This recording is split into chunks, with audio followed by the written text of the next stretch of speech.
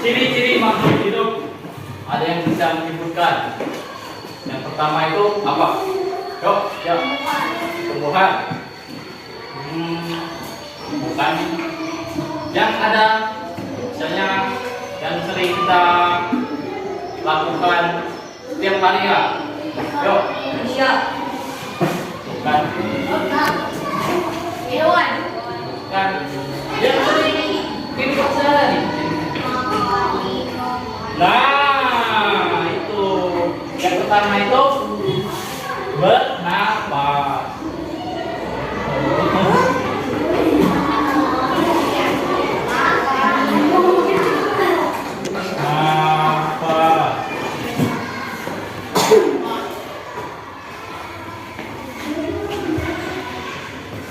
Jadi semua makhluk itu memerlukan nafas.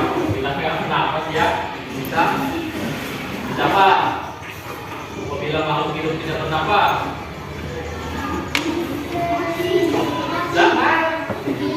Nah, apabila apapun itu, misalnya di tumbuhan itu perlu, misalnya itu fotosintesis, itu dia bernafas dengan menyerap sinar matahari yang diambil.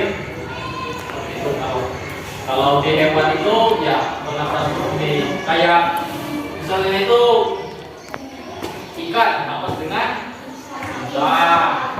Terus manusia bernafas dengan hidung. Terus lewat hidung. Nah, kalau Bapak mau bertanya, ada hewan yang bernafas di dua alam, yaitu darat dan air. Nah, itu disebut hewan apa? Amfibi. Contohnya seperti buaya, kata, apa lagi? Ular. Ular, itu bukan amfibi. Ikan. Ada juga yang kayak ikan jamus itu dan bisa kita itu bisa juga itu kepiting punya kura-kura ya udang bisa kalajengking beda itu di darat lumba-lumba itu di air. Jadi yang paling sering didengar itu ya ialah kata, yaitu dapat bernafas di dua alam sekaligus. Segala bentuknya itu. Misalnya itu di darat dan di air. Dengan kalau di air itu biasanya dia akan menyelam kan agak lama tuh pas gelembung di atas kepalanya itu gelembung udara atau penyimpanan udaranya itu habis, lalu dia akan naik ke permukaan. Buaya kan dia bernafas, kan sering juga dia bertemu dengan membukakan mulutnya kan sering di laut. Jadi itu sendiri ya. Oke, kita lanjut. Yang kedua itu apa? Yang paling sering kita lakukan setiap hari. Bapak. Jalan lagi, yang lebih ini lah. Yang lebih tahu bahasa Indonesia-nya. Lari, belum. Berjalan. Ayo. Berjalan ya. Ini Bapak. Bergerak ya. Kan dia tadi kan bergerak. Ya, tangan bergerak, kaki bergerak, kan semuanya bergerak. Ya, kepala digeleng-geleng. Ya. Nah, ini untuk melakukan gerakan ini makhluk hidup memiliki alat gerak tertentu. Ya, contohnya seperti tangan, kita berjalan dari kaki ke kaki. Terus, kalau pada tumbuhan itu juga melakukan gerakan. Contohnya itu seperti ya kalian nanam ini benih atau biji, terus kalian masukkan ke dalam tanah, terus kalian siram, lalu kalian tinggalkan. Itu dalam seminggu itu kan ada dia tumbuh kayak daun. Nah, itu namanya bergerak. Kalau perempuan namanya, kalau nggak salah itu apa?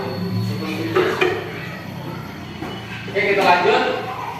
Dan ketiga itu memerlukan makan. Nah, kayak kita setiap pagi itu. Nah, betul. Dan sering ke kantin. Fungsinya untuk apa? Makan. Ada yang bisa? Ya, yang lebih ini lagi ada. Ah, betul. Jadi kuat. Karena kita memerlukan makan itu kan untuk energi. Apabila kita kan sering sebelum pergi sekolah tuh kan orang tua sering bilang makan dulu supaya ini enggak capek. Terus fungsinya makan ini untuk menambah energi kita supaya merangsang ke otak dan bisa memfokuskan saat belajar lah. Terus dapat meningkatkan energi saat kita beraktivitas. Lanjut, yaitu tumbuh-tumbuhan. Tumbuhan ini ya seperti ini ya, pohon. Kita lanjut lagi. Yang kelima itu ini tumbuh. Jadi tumbuh tadi kan ya ada bapak bahas tadi. Seperti biji-bijian tadi yang kita rawat dari biji kita rajin siram. Habis itu dia akan tumbuh ke benih yang baru. Lanjut lagi itu berkembang biak. Nah, siapa sini yang ada sapi atau kucing?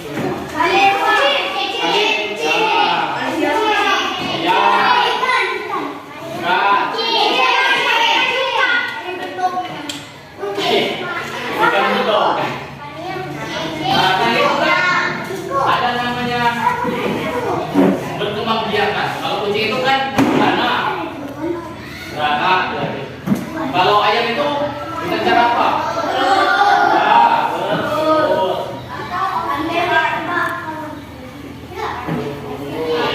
Ya, betul. Terus kalau sapi itu beranak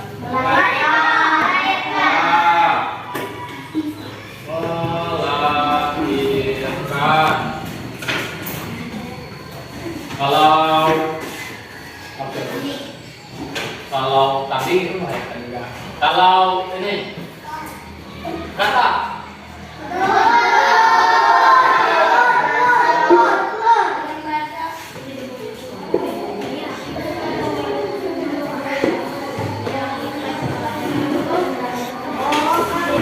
nah setelah dulur dia jadi apa?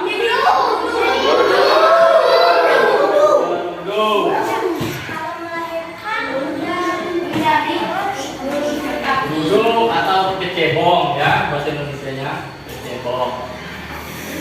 Oke, kita lanjut yang berapa? Ketujuh ya. Peka terhadap rangsangan. Peka terhadap rangsangan ini kemampuan makhluk hidup untuk menerima dan merangsang. Disebut juga iritabilitas.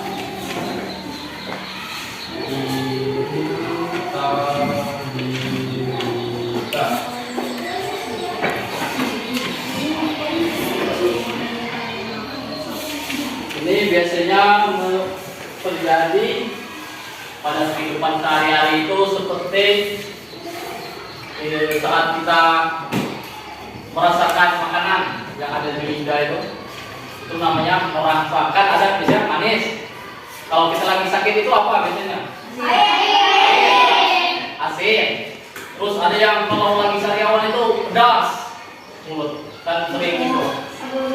Kalau biasanya juga itu ada di hidung kan sering mencium bau atau harum bau parfum misalnya. Nah itu artinya merangsang. Yang ke-8 ya. Yang ke-8 itu mengeluarkan zat-zat sisa. Nah, contohnya seperti apa yang sering kita lakukan di pagi hari ya, bangun tidur itu. Ya, kita menonton tersisa. Ya, BAB. Habis itu lagi. Ya, kencing. Bentar. Itu ya, itu namanya zat-zat sisa. Yang ke-9 itu adaptasi. Nah, adaptasi ini penyesuaian diri makhluk hidup terhadap lingkungannya. Misalnya kita lagi di kebun, kan dingin itu, waktu pertama datang. Nah, positif itu tubuh kita akan merasakan dingin apabila kita misalnya sudah sering sekali ada sekitar seminggu itu kan sudah terbiasa. Kayak bapak ini kan baru pertama sini agak gugup, agak canggung kan baru kenal, kalian belum juga kenal sama bapak. Ya mungkin berat. Baiklah, mungkin itu saja yang bapak sampaikan dan bapak sampaikan materi pada hari ini. Mohon maaf bila ada kesalahan, harap maklum ya. Karena bapak baru ngajar di sini. Baiklah, bapak akhiri. Assalamualaikum warahmatullahi wabarakatuh.